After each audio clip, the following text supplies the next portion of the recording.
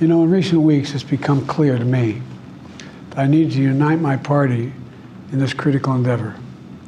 I believe my record as president, my leadership in the world, my vision for America's future, all merited a second term. But nothing can come in the way of saving our democracy. President Joe Biden spoke from the White House to the nation on Wednesday evening, following concerns about his mental fitness that have dogged him since his disastrous debate performance in June. What led to his unprecedented decision to bow out of the presidential race, and was he able to reassure Americans that he's mentally fit to be the world's most powerful leader for the next 6 months? And what will his legacy be? Hello and welcome to The Excerpt. I'm Dana Taylor.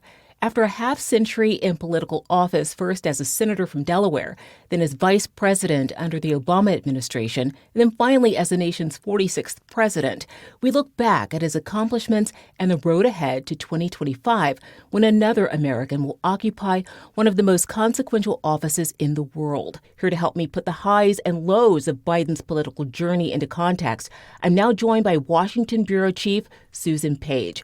Thanks for being on The Excerpt, Susan. Dana, it's great to be back with you. I want to start with Biden's speech to the nation and the world last night. As you know, Biden has only sparingly used his power to speak from the Oval Office, this marking only the fourth occurrence. What drove him to do it this time, and was he effective in reassuring the American people that he's mentally fit to keep office until a new leader takes the oath of office in January? You know, President Biden has really preferred the Rose Garden as a place to make announcements. It's got more light, it's got greenery, it's got a lighter feel. But this was a somber occasion. And that is the kind of occasion he has reserved for the use of the Oval Office, sitting behind the Resolute desk. His tone was somber. His words were poignant. This was really the speech that he did not want to have to give. You know, many of us in the media thought his address would directly confront the issue of his mental competency and his capacity to lead the nation for the next 6 months. Yet he gave no mention to this issue at all. Why do you think he avoided it?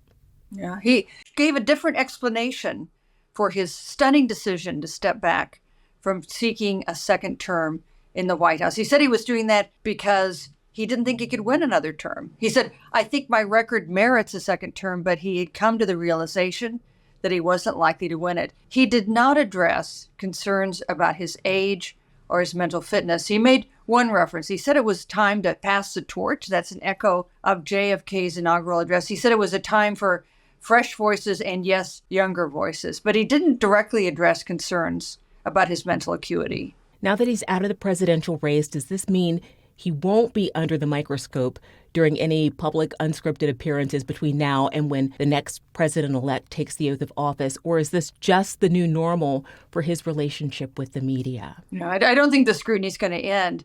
For one thing, Republicans are arguing that there are questions about his fitness to serve for the next 6 months, for the last 6 months of his term.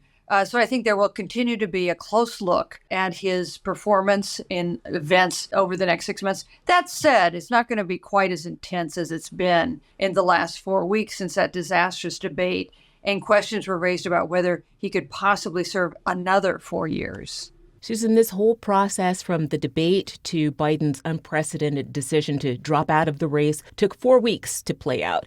During that time, a number of high-profile political allies and donors came out to encourage this decision. It really shows you how thick and insulated the presidential bubble can be. Is this something the next president might consider changing? What are the pluses and minuses of having the bubble to begin with? You know, Dana, that's such a good point, because this is something that affects just about every president in modern times. The presidency is a tough job. You rely on an inner circle of family and aides that you really trust. Sometimes they are not willing to bring you bad news. And sometimes you are able to just avoid hearing the voices that are critical. And that is not healthy for a democracy. It's not good for presidents. We've seen some presidents, like Bill Clinton, for instance, make a lot of effort to reach out to members of Congress and others to keep informed. And the best presidents, I think, are willing to hear bad news from those who are close to them. And do we have any more certainty of the voices that finally were able to persuade him on this decision to bow out? I think the number one voice was Nancy Pelosi, the former Speaker of the House, one of the most powerful people in Washington, one of the most skilled at the use of power. And I think she heard from members of Congress, the Democratic members of Congress, who were very alarmed about what President Biden's being at the top of the ticket was going to mean for down the ballot for races like theirs. I think she was really a critical voice throughout the process. She basically upended the process at the point Biden said he had decided to stay on the ticket. And she was someone who was willing to deliver bad news to Joe Biden. A phone call, she told him that he could not win, that he did not have a path to victory. And that turned out to be the most powerful argument of all. Let's turn to his record as the nation's 46th president. What stands out to you as far as his accomplishments go? Let's remember what serious trouble was afoot when he was inaugurated 4 years ago. And yet he has negotiated through the worst pandemic in a century. He has helped lead the economy to a soft landing. There was a time when economic analysts almost universally thought we would be in a recession. We have not had that. We've had remarkable job growth, troublesome inflation, which is now coming down. And we had, the January 6th assault on the Capitol, the biggest threat to democratic institutions, the transfer of power since the Civil War. We still have trouble with our politics, but he's led us through that. One last thing, the biggest investment in climate change in the history of the world. I think those are the things that we'll remember about Joe Biden's presidency. And as senator, what were his biggest accomplishments there? You know, he brags about being a leading voice passing the Violence Against Women Act. And as chair of the Senate Judiciary Committee, he presided over 6 Supreme Court confirmation hearings, including one of the very most controversial ones, that of Clarence Thomas. And what might his detractors say about the Biden legacy? Well, inflation has definitely been a troublesome thing for American workers. And the withdrawal from Afghanistan was hasty and messy. It costs the lives of some American service members, and that, I think, tarnishes his legacy. It's hard to talk about President Biden without also mentioning the personal tragedy he endured during his life.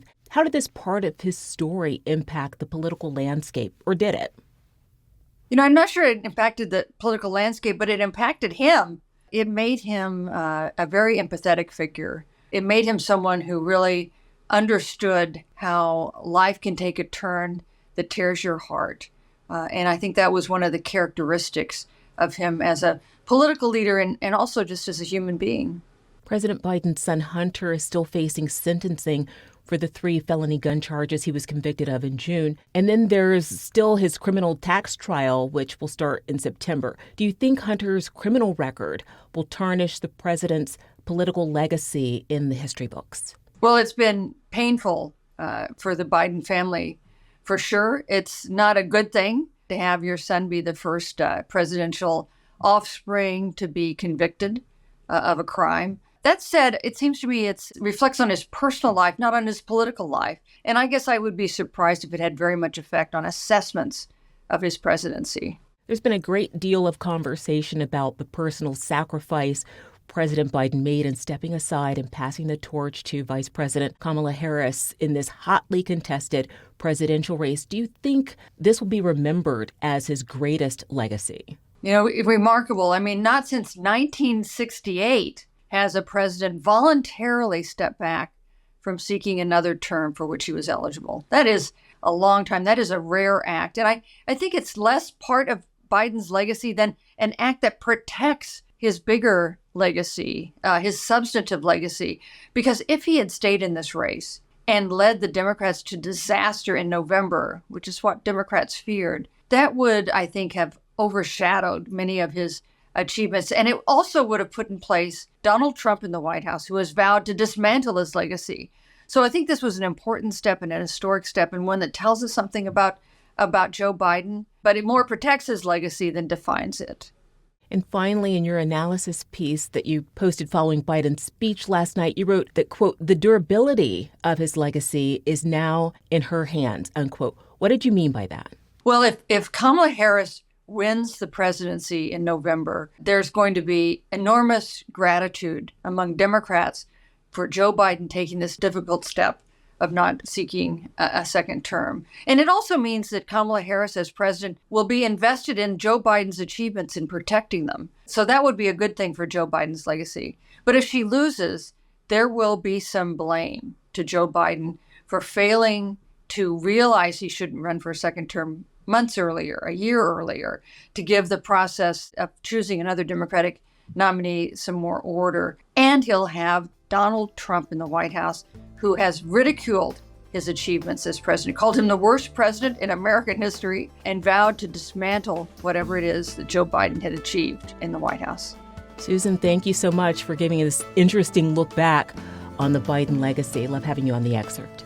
Thanks so much. Thanks for watching. I'm Dana Taylor. I'll see you next time.